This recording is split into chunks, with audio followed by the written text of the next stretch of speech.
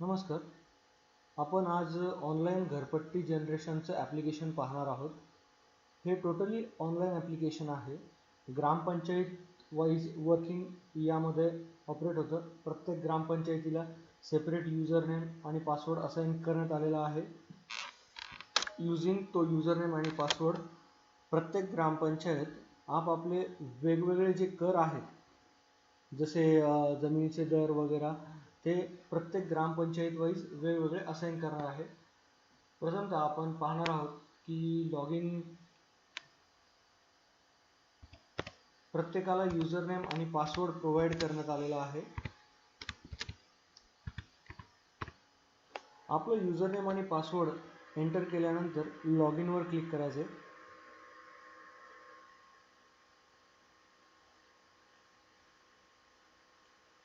या इथे log in झाल्यानंतर तुम्हाला एक डॅशबोर्ड दिसतोय. हे काय आहे हे आपण नंतर पाहू. प्रथमतः ज्या वेळेस आपण हे ॲप्लिकेशन वापरण्याकरता सुरुवात करणार आहोत, त्याआधी या इथे तुम्हाला जेवढे काही दर दिलेले आहेत हे प्रत्येक ग्रामपंचायत वाईज वेगवेगळे असतात. ते दर प्रत्येक ग्रामपंचायतीने सर्वप्रथम भरायचे आहेत आणि त्यानंतरच मालमत्ता भरण्याकरता सुरुवात करायची आहे. सर्वप्रथम आपण रेडी रेकनरच्या बांधकामाचे दर, हे जेवढं काही दाखवतं आहे हे सर्व एक्झाम्पल्स आहेत.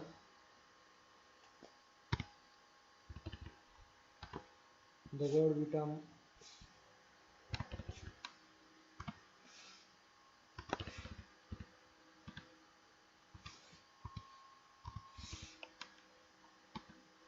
यामध्ये तुम्हाला हे जे दर टाकलेत हे कोणत्या वर्षाकरता ॲप्लिकेबल आहेत हे सर्वप्रथम तुम्हाला टाकायचं आहे. जर तुम्ही करंट इयर करता टाकले इथे, तर जोपर्यंत हे रेट तुम्ही चेंज करत नाही कोणत्याही इयरमध्ये, तोपर्यंत हे कंटिन्युअसली हेच रेट तुम्हाला ॲप्लिकेबल राहतील. जर सपोज आत्ता 2016 2017 हे इयर आपण असाइन केलं आणि त्यानंतर डायरेक्टली 2020 मध्ये आपण हे रेट्स जर चेंज केले, तर 2016 पासून तर 2019-20 पर्यंत सर्वांना हेच रेट ॲप्लिकेबल राहतील.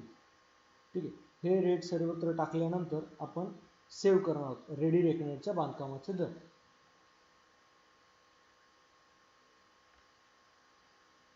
ठीक आहे. बांधकामाचे दर झाल्यानंतर तुम्हाला जमिनीचे दर इन्सर्ट करायचे आहे. यामध्ये जमिनीचे दर ज्यावेळेस आपण इन्सर्ट करतो, तुम्हाला इथे दिलेले आहेत गावठाणातील मिळकत, औद्योगिक बिगर शेती, MIDC वगैरे, आणि प्रत्येकाला एक ग्रुप दिलेला आहे, विभाग. प्रत्येक विभागामध्ये या सर्व फील्ड्स आपण घेतलेल्या आहेत. गावठाणातील मिळकत, औद्योगिक बिगर शेती, MIDC औद्योगिक बिगर शेती, हायवेवरील जमिनी, MIDC निवासी. तर यामध्ये आपल्याला प्रत्येकाचे रेट हे विभागानुसार वेगवेगळे येणार आहेत, ते आपल्याला इन्सर्ट करायचे. ठीक आहे. गावठाणातील आपण टाकले की 800 रुपये, बिगर शेती 700 रुपये, औद्योगिक 900 रुपये, हायवेजवळील 1000 रुपये, MIDC औद्योगिक 1000 रुपये, MIDC निवासी 900 रुपये. ठीक आहे. हे रेट सर्व टाकल्यानंतर आपल्याला सेव्ह करायचे. ज्यावेळेस आपण सेव्ह करणार, हे सर्व जे काही रेट आपण टाकले हे विभाग 1 करता ॲप्लिकेबल राहतील.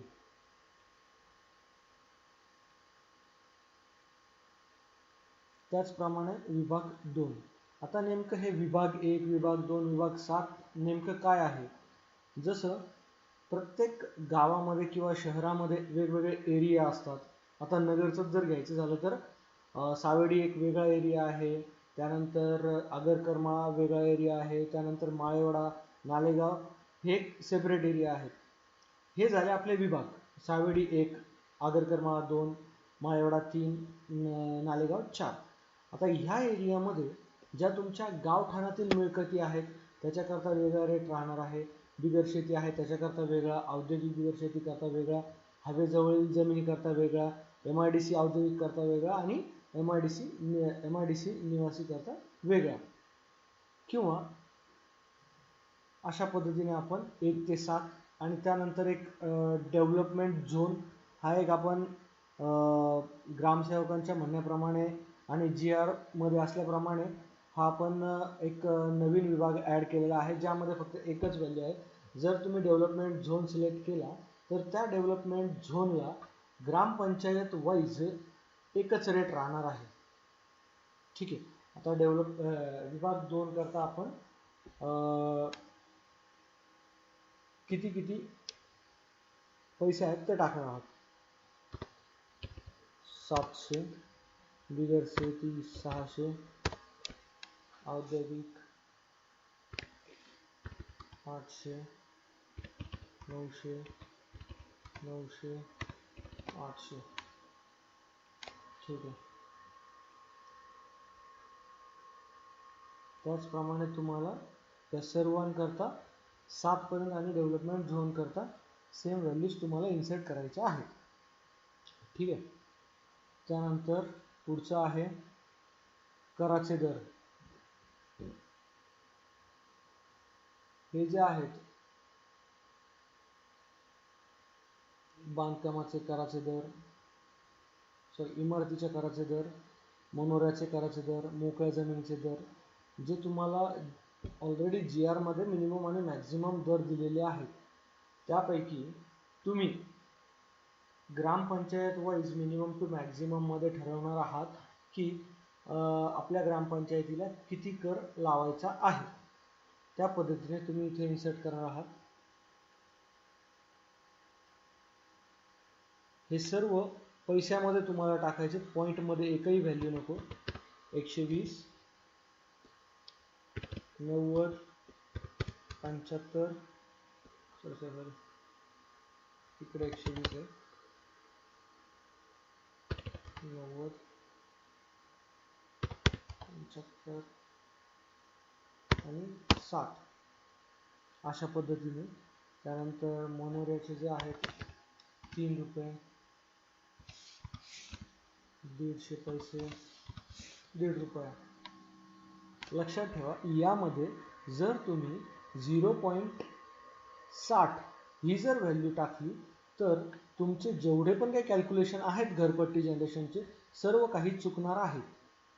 तर त्याकरता डायरेक्टली तुम्हाला 60 पैसे म्हटल्यानंतर इथे 60 टाकायचे, 120 पैसे म्हटल्यानंतर 120 डायरेक्ट टाकायचे। तुम्हाला 3 रुपये असतील तर डायरेक्ट 300 पैसे टाकायचे आणि यापुढे तुम्हाला पैसे वगैरे लिहायची काही गरज नाही। जर तुम्ही पैसे वगैरे लिहिले तर ते कॅल्क्युलेशनमध्ये ग्राह्य पकडले जाणार नाही। त्याचप्रमाणे सर्व जेवढ्या काही व्हॅल्यूज आहेत आपण इथे इन्सर्ट करत आहोत त्या सर्वच्या सर्व ह्या इंग्लिशमध्येच हव्यात। ठीक आहे, इथे परत आपण दिलेलं आहे की कोणत्या इयर करता हे रेट आहे सेम 2016-17। याच पद्धतीने तुम्हाला इयर टाकायचं आहे 2016-2017। कोणीही 2016/2017 किंवा 2016-17 किंवा 2016/17 असं टाकू नये। कंपल्सरी 2016-2017 हीच व्हॅल्यू इयरच्या वर्षाच्या फील्डमध्ये टाकावी। त्यानंतर या इथे जे तुम्हाला सेव्हचे बटन दिलेले आहेत त्यावर क्लिक करावे। तुमचे 2016-17चे जेवढे पण काही कर आहेत ते डायरेक्टली आता तुमचे यामध्ये सेव्ह झालेले आहेत। ठीक आहे, त्यानंतर आहे तुमची पाणीपट्टी। यामध्ये आपण पाणीपट्टीचे 4 प्रकार घेतलेले आहेत। एक खास पाणीपट्टी आहे, दुसरी साधारण आहे, तिसरी व्यावसायिक आहे आणि चौथी मीटर आहे। या ज्या 3 पाणीपट्टी आहेत या तुम्ही प्री डिफाईन ठेवू शकता। म्हणजे ज्यावेळेस आपण लॉग इन करणार आहोत त्यावेळेस पहिल्यांदाच हे तुम्हाला क्रिएट करून ठेवायचे आहेत। तुम्ही इयर वाईज 6 महिने 3 महिने वाईज चेंज करू शकता। ज्या वेळेस तुम्ही इथे चेंज करणार आहात तुम्हाला सेपरेटली प्रत्येक मालमत्तेला पाणीपट्टीचे पैशामध्ये असाइन करण्याची गरज नाही। ते डायरेक्टली तुमची पाणीपट्टी त्यांना असाइन होऊन जाणार आहे। जर तुम्ही सपोज या वर्षी 100 मालमत्ता सॉफ्टवेअरमध्ये टाकल्या, त्यांना खास साधारण व्यावसायिक ही पाणीपट्टी असाइन केली या इथे जर पहिल्या वर्षी खास असेल 500 रुपये, साधारण असेल 200 रुपये आणि व्यावसायिक असेल 700 रुपये, तर त्या पद्धतीने रेट असाइन होणार. त्यानंतर पुढच्या वर्षी जर खास 600 झालं, साधारण 500 झालं आणि व्यावसायिक 1500 झालं, तर तुम्हाला फक्त हे जे मास्टर आहे इथे चेंज करायचं आहे. जे 100 मालमत्ता तुम्ही रजिस्टर केलेल्या आहेत तिथे कुठेच काही चेंज करायचं नाही. जसं तुम्ही सेव्ह करणार आणि आपला 8 नंबर जनरेट करणार, ॲटोमॅटिकली तुमची जी सध्याची पाणीपट्टी आहे ती सर्वांना ॲप्लिकेबल होऊन तुमचा 8 नंबर हा जनरेट होणार आहे घरपट्टी आणि पाणीपट्टीसहित. ठीक आहे. तर इथे आपण टाकूया खास आहे 1000 रुपये, साधारण 700 रुपये, व्यावसायिक 1200 रुपये. ठीक आहे. टाकून मी सेव्ह करतो. ओके. त्यानंतर या इथे तुम्हाला आरोग्य कर आणि वीज कर हे तुमच्या क्षेत्रफळावर डिपेंड आहे आणि हे रेट सुद्धा प्रत्येक ग्रामपंचायत वाईज वेगवेगळे असतात, कारण यामध्ये मिनिमम आणि मॅक्झिमम व्हॅल्यू दिलेली आहे. त्या केसमध्ये ग्रामपंचायतला जे योग्य वाटतात ते रेट डायरेक्टली इथे तुम्ही टाकायचे आहेत. जसे की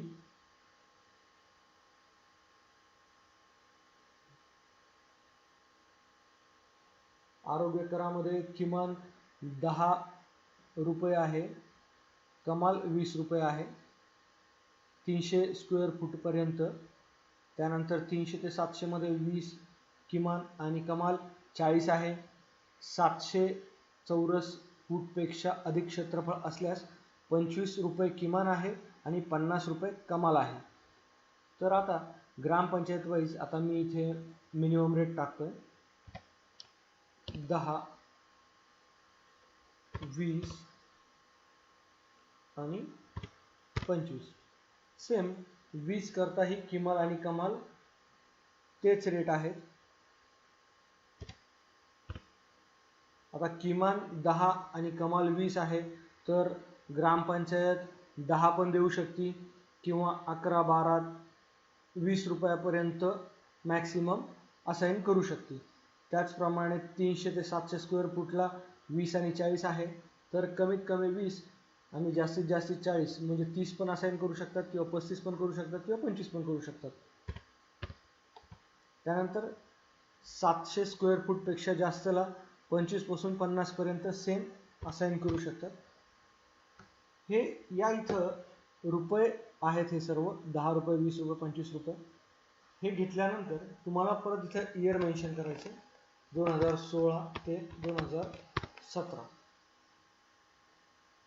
लक्षात ठेवा प्रत्येक ठिकाणी वर्ष जर याच फॉर्मॅटमध्ये असेल तरच तुमचे कॅल्क्युलेशन बरोबर येणार आहेत, अन्यथा सर्व कॅल्क्युलेशन चुकतील. सेव्ह. या पद्धतीने जेवढे काही कर होते ते आपण इथे फर्स्ट टाइम कोतुळ करता असाइन केलेले आहेत आणि त्याचप्रमाणे आपली घरपट्टी जनरेट होणार आहे. यामध्ये जसं डेप्युटी सीओनी सांगितलं त्याप्रमाणे जर 1969 पर्यंतच्या जेवढ्या काही मालमत्ता आहेत त्यांना जे किमान रेट आहेत त्या किमान रेटनुसारच कॅल्क्युलेशन होणार आहेत. जरी तुम्ही इथे कमाल किंवा किमानपेक्षा जास्त रेट दिलेले असतील ते रेट 70 व 70 पेक्षा पुढच्या जेवढ्या काही मालमत्ता आहेत त्यांनाच असाइन होणार आहेत, याची नोंद घ्यावी. यानंतर आता आपण ॲक्च्युली ज्या आपल्या मालमत्ता आहेत त्या कशा एंटर करायच्या आहेत ते आपण पाहणार आहोत. गावातील प्रत्येक मालमत्ता या इथे तुम्हाला ऑप्शन दिलेला आहे मास्टर एंट्रीच्या खाली मालमत्ता मास्टर, त्यावर क्लिक करा. ठीक. यामध्ये मालमत्ता क्रमांक 101/1, त्यानंतर रस्त्याचे नाव,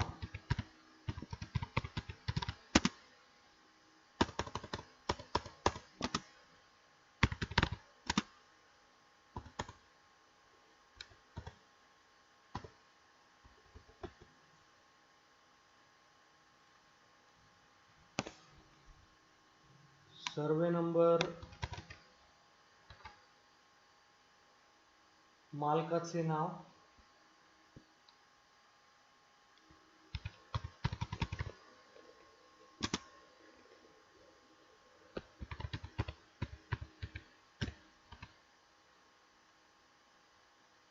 त्याचबरोबर त्याच्या पत्नीचेही नाव तुम्हाला इथे घ्यायचे आहे.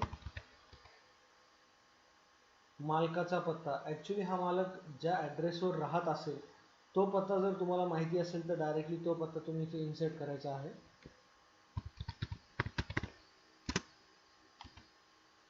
त्यानंतर मोबाईल नंबर,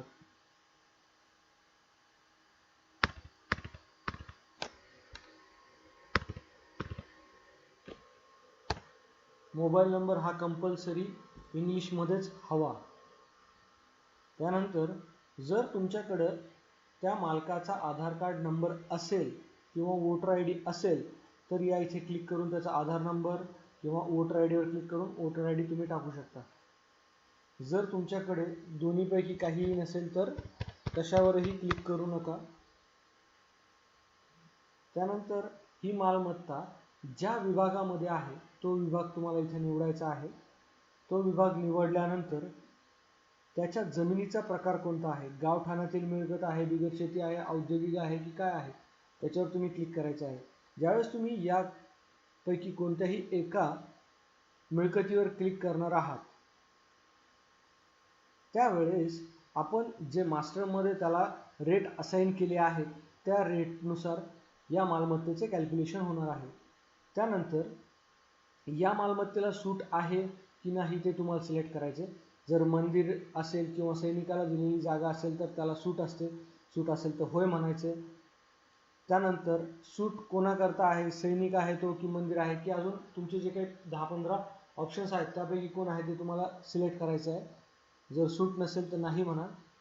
नाही म्हटल्यानंतर या इथे मागच्या वर्षी त्याची किती घरपट्टी होती ते तुम्हाला इथे टाकायची.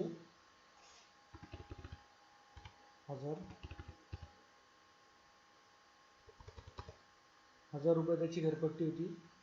आरोग्य कर 10 रुपये,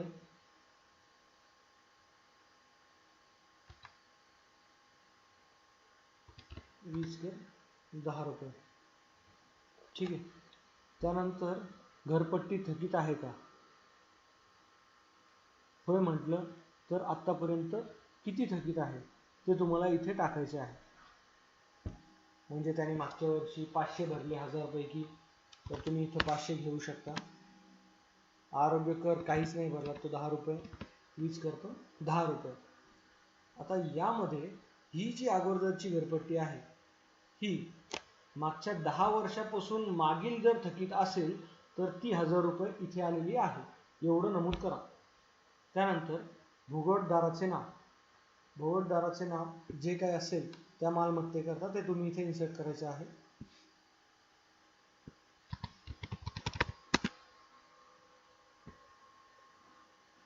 त्यानंतर मालमत्तेचे वर्णन, मालमत्तेचे वयोमान. जर तुम्हाला त्या मालकाला इमारती कितव्या वर्षाला बांधली हे माहिती असेल तर डायरेक्टली तुम्ही इथे वर्ष घेऊ शकता. जर त्याला वर्ष माहीत नाही पण वयोमान आहे 6 वर्ष पहिले बांधलेली आहे तर तुम्ही इथे डायरेक्टली 6 म्हणा आणि इथे तुम्हाला 2010 वर्ष ऑटोमॅटिकली येईल. जर त्याला वयोमानही माहीत नाही वर्षही माहीत नाही तर तुम्ही इथे त्याची वयोमर्यादा सिलेक्ट करा. म्हणजे की तो म्हणला की 3 ते 5 वर्ष पहिले बांधलेली आहे, तुम्ही 3 ते 5 वर्ष घ्या, काही प्रॉब्लेम नाही. ज्यावेळेस तुम्ही हे वयोमान सिलेक्ट करणार आहात त्यावेळेस तुम्हाला जे काही कस्टम रेट आहेत ते इथे टाकायचे की त्याचे मिनिमम रेट टाकायचे ते तुम्हाला इथे सिलेक्ट करावं लागतं. कारण 1970 च्या अगोदरचे म्हणजे 1969 पर्यंत जेवढ्या काही मालमत्ता आहेत त्या मिनिमम रेटने कॅल्क्युलेट होणार आहेत. या जर वर्ष असेल तर वर्षाच्या वेळेस आपल्याला डायरेक्टली त्याचं मिनिमम इयर भेटते. वयोमान असेल तरी आपल्याला त्याचं मिनिमम इयर भेटते की तो 1969च्या पहिलेचा आहे की 1969चा आहे की 1970चा आहे. पण ज्यावेळेस आपण वयोमर्यादा सिलेक्ट करतो जी काही रेंज आहे 3 वर्ष ते 5 वर्ष त्या दरम्यान आपल्याला त्याचं एक्झॅक्टली 3 वर्ष वय आहे की 5 वर्ष आहे हे कळत नाही. त्या दरम्यान 3 वर्ष ते 5 वर्ष म्हणजे तो 69 मध्ये पण जातोय आणि 71 मध्ये पण येतोय. अशा वेळेस आपण ग्रामपंचायतीला ऑप्शन दिले की त्याला मिनिमम रेट असाइन करायचे की जे ॲक्च्युअल रनिंग रेट आहेत ते असाइन करायचे. जर कस्टम रेट असतील तर तुम्हाला चेंज करण्याची गरज नाही. मिनिमम जर करायचे असेल तुम्ही मिनिममवर क्लिक करू शकता. ठीक आहे. त्यानंतर तुम्ही त्या जागेची मालमत्तेची लांबी रुंदी फूटमध्ये टाकायची आहे, 20x20. ठीक आहे. त्यानंतर त्याचा भारांक निवासी आहे, वाणिज्य आहे की औद्योगिक आहे. आता यामध्ये एका क्षेत्रफळावर अपार्टमेंट जरी असेल तरी आपण इथे इन्क्लूड करू शकतो, किंवा एका मालमत्तेमध्ये 2 जागा असतील, एक RCC असेल, एक झोपडी असेल किंवा एक दगडविटा वाळूचं असेल, तेही आपण यामध्येच इन्क्लूड करू शकतो. ते आपण पुढे पाहणार आहोत. त्याआधी इथे भारांक आपण निवडला निवासी. त्यानंतर याला पाणीपट्टी लागू आहे की नाही, होय जर केलं तर तुम्हाला त्याचा प्रकार निवडायचा आहे, खास, साधारण की व्यावसायिक. साधारण निवडला. मागील जर काही पाणीपट्टी त्याची बाकी असेल तर ती तुम्हाला इथे टाकता येईल, नसेल तर 0 ठेवा. जर तुम्हाला त्याला काही शेरा द्यायचा असेल तुम्ही इथे देऊ शकता, नाही दिला तर ही चालेल. आता यामध्ये अजून एक मालमत्ता आहे 20x20 मध्ये, अपार्टमेंट आहे, वरच्या फ्लोअरचा भूगोलदार दुसरा कोणी आहे. त्यावेळेस तुम्हाला या ॲड बटनावर क्लिक करायचं. ओके, 12 अंकी आधार कार्ड नंबर टाकायचा. 1 2 3 4 5 6 7 8 9 10 11 12.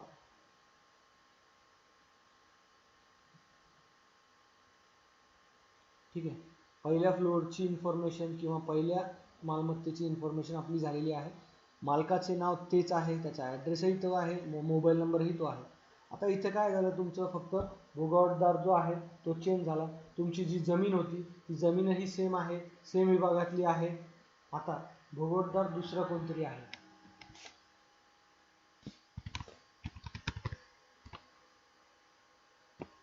त्याची मालमत्ता जर अपार्टमेंट असेल तर RCCच असेल.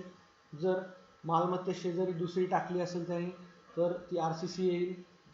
ठीक आहे. आपण काय घेऊ की RCC जर असेल तर अपार्टमेंट आहे, आणि मोकळी जमीन जर असेल तर RCC बांधकाम आणि पुढे 20x20 ची मोकळी जमीन आहे असंही येऊ शकतं. ज्यावेळेस तुम्ही मोकळी जमीन सिलेक्ट करणार आहात तुम्हाला फक्त त्याची लांबी आणि रुंदी टाकायची आहे, वयोमर्यादा वगैरे काही टाकायची गरज नाही. 20x20. याला पाणीपट्टी लागू आहे की नाही याच्याकरता सेपरेट पाणीपट्टी नाही, त्यामुळे आपण नाहीवर क्लिक केलं. या इथं तुम्हाला दिसतंय पहिलं काय इन्सर्ट केलं होतं पण RCC आहे, 6 वर्ष, 400 क्षेत्रफळ आहे, निवासी आहे. आता ही जमीन आहे तर इथं आपण डायरेक्टली सेव्ह केलं. म्हणजे माझं एक RCC बांधकाम आहे, त्यामध्ये एक मोकळी जमीन आहे, RCC बांधकाम आहे, तर डायरेक्टली सेव्ह. माझी फायनल एंट्री झाली एका मालकाच्या अगोदर. ठीक आहे. सेम जर तुमची बक्कळ जमीन असेल जिथे आपल्याला मोजमाप करता येत नाही किंवा तिथं कोणी आपल्याला मोजमाप करूनही देत नाही, तर त्याकरता इथे तुम्हाला बक्कळ जमीन हे ऑप्शन दिलेलं आहे. यामध्ये तुम्ही मालकाचं नाव टाकू शकता, मिळकत नंबर टाकू शकता, रस्त्याचे नाव आहे, सर्वे नंबर आहे, मालकाचे नाव आहे, पत्नीचे नाव, मालकाचा पत्ता, मोबाईल नंबर, जे काही फील्ड आहेत त्या सेम आहेत. फक्त जे आपण क्षेत्रफळ देतो, लांबी रुंदी मालमत्ता मास्टरमध्ये, ते आपण इथं दिलेली नाही आहे. इथं डायरेक्टली तुम्हाला काय करायचं आहे की त्याची जी बक्कळ घरपट्टी आहे ती तुम्ही इथं टाकणार आहात, आरोग्य करपण आणि वीज करपण.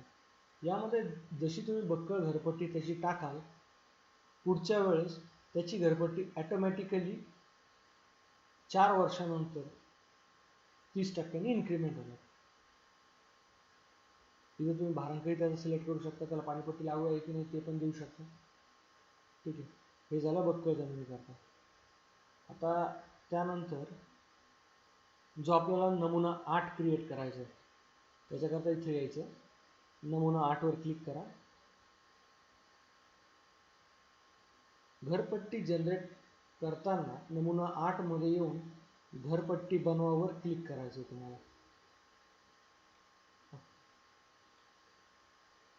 अशा पद्धतीने तुमची घरपट्टी रेडी झालेली आहे. जर तुम्हाला मालका वाईज घरपट्टी पाहिजे असेल तर नमुना 8 वर क्लिक करा.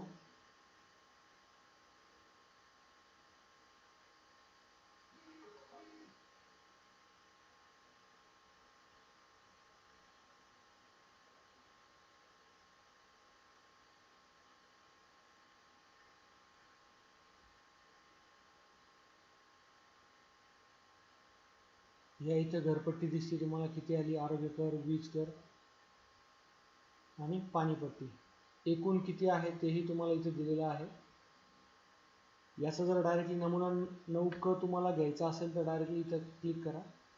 नमुना 9 पण तुम्हाला इथं भेटून जाईल. त्याचा तुम्ही डायरेक्टली प्रिंट पण देऊ शकता. त्या प्रिंट पेजनुसार त्याची जी काही प्रिंटची डेट आहे तुम्ही इथे टाकू शकता. त्याची समन्स डेट इथे टाकू शकता. ठीक आहे.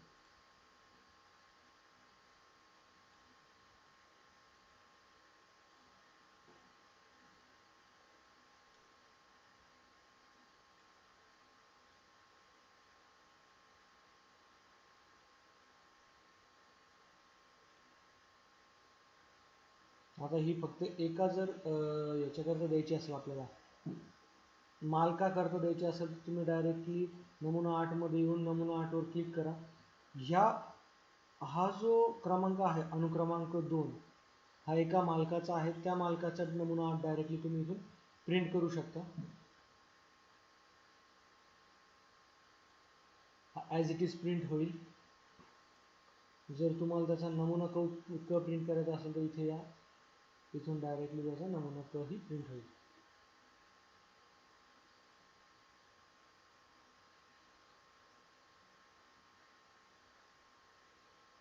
ठीक आहे. त्यानंतर बक्कळ जमिनी करता इथं आहे नमुना 8 फॉर बक्कळ.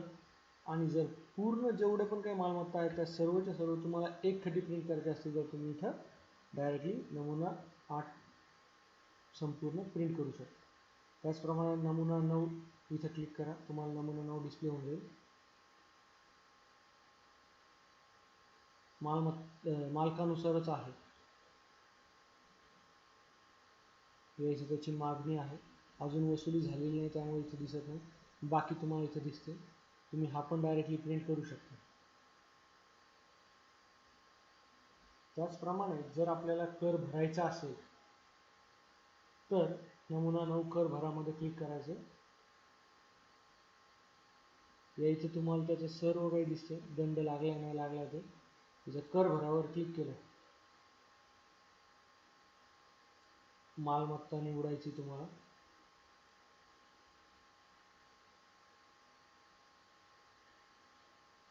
तारीख काय आजची, भरणा करणारा.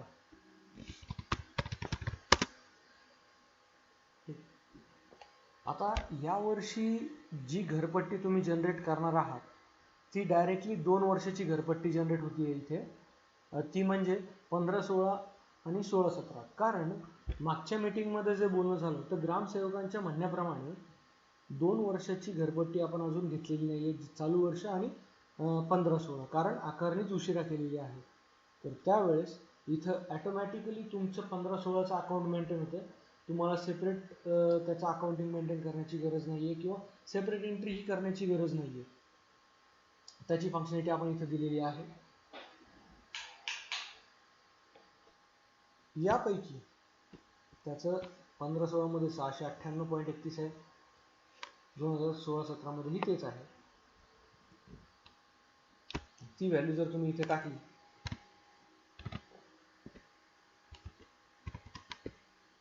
आता या माणसाने काय केलं की मागच्या वर्षीचं सगळं काही क्लिअर केलं. ठीक आहे. सेव्ह.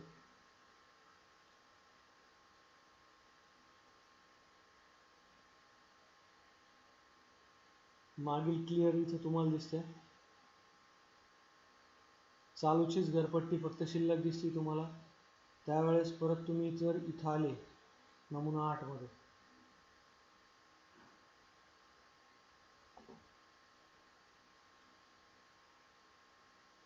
नमुना 9क डायरेक्टली चेंज होणार.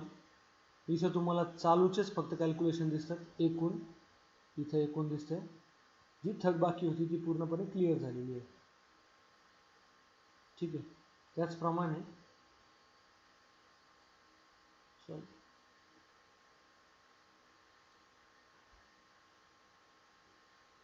तर इथं परत आपण आत्ता सध्याची जर भरायला गेलो, जी आत्ताच झालेली आहे पावती ॲटोमॅटिकली इन्क्रीमेंट होती. तुम्ही इथं त्याचा नंबरही चेंज करू शकता. 2015-16 इथून निघून गेलेला आहे, फक्त 16-17 इथं दिसते. आता जर सपोज ही जी घरपट्टी आहे 16-17 मधली 698.31, मी जर ही पूर्णच्या पूर्ण आत्ता भरली तर मला 5% सूट लगेच ॲप्लिकेबल होती. ती कशी ती पाहूया आपण. 98.31 या इथे तुम्हाला दिसत असेल की 34.9155 ही सूट त्याला भेटलेली आहे. 25. जर मी 600 रुपये भरले, 98 भरले नाही, तर माझी सूट डायरेक्टली निघून जाणार. म्हणजे जर तो वन टाइम पैसे भरतोय तरच त्याला 5% सूट ही ॲप्लिकेबल होतीये. आपण काय करूया की जर मल्टिपल तुम्हाला एका वर्षाचं रिसीव्ह करायचं, ते कसं करायचं ते तुम्हाला दाखवतो. 600 रुपये आरोग्यकर 25 रुपये तुम्ही भरलेला आहे. आता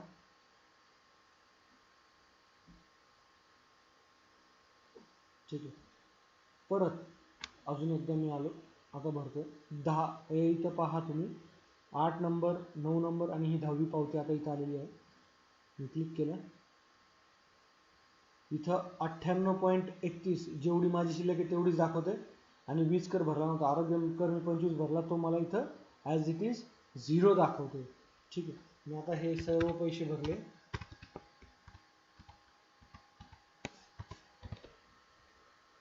आज किती तारीख आहे?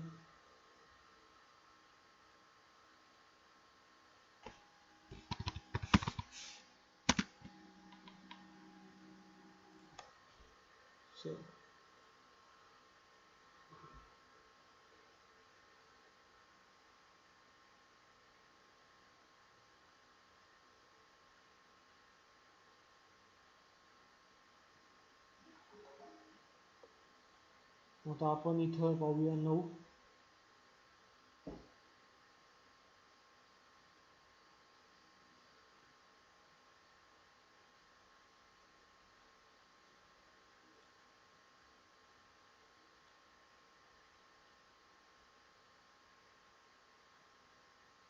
वसुलीमध्ये तुम्हाला मागील सर्व इथं वसूल झालेली दिसते. बाकीमध्ये चालूची फक्त तुम्हाला बाकी इथं दिसते.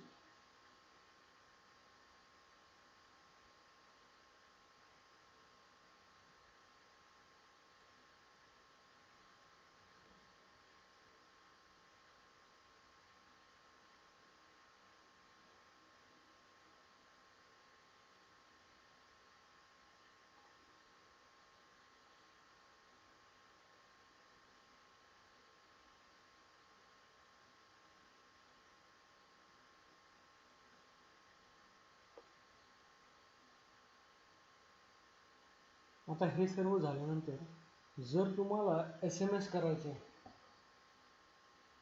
आता घरपट्टी ज्या वेळेस तुम्ही बजवायला जाता, प्रत्येकाच्या घरी जाताना आपल्याला भरपूर टाईम लागतो.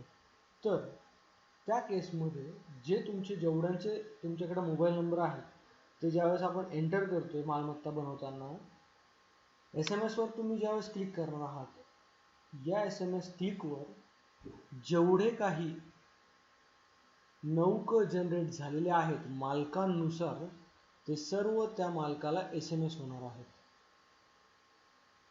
या इथे तुम्हाला अलर्टही मिळणार आहे की 3 महिने होऊन गेले आणि 3 महिन्यापासून आता तुम्हाला परत 9 सेंड करायचा. तर आत्ताचा जो काही 9 आहे, जर सपोज 3 महिन्यापर्यंत जे 1000 बाकी होते त्यापैकी त्यांनी 500 भरली तर 500चाच 9 आपण सेंड करू शकतो. ती फॅसिलिटी आपण इथे दिलेली आहे. ठीक आहे. आता हे सर्व झाल्यानंतर आपलं जे होम आहे, या होमवर या इथे तुम्हाला दिसतंय की मागणी आपण एक एंट्री केली. त्या रिलेटेड त्याची जेवढी काही मागणी आहे ती तुम्हाला इथे दिसते.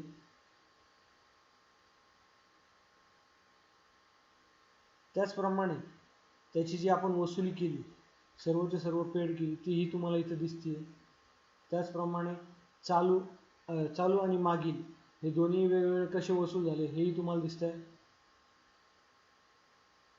आणि खाली रजिस्टर्ड मालमत्ता, सूट असलेली, सूट नसलेली, तेही तुम्हाला इथं दिसते. अशा प्रकारे हे जे ऑनलाईन ॲप्लिकेशन आहे हे वर्क होते. याचप्रमाणे हे जे आहे हे ग्रामपंचायत वाईज आहे.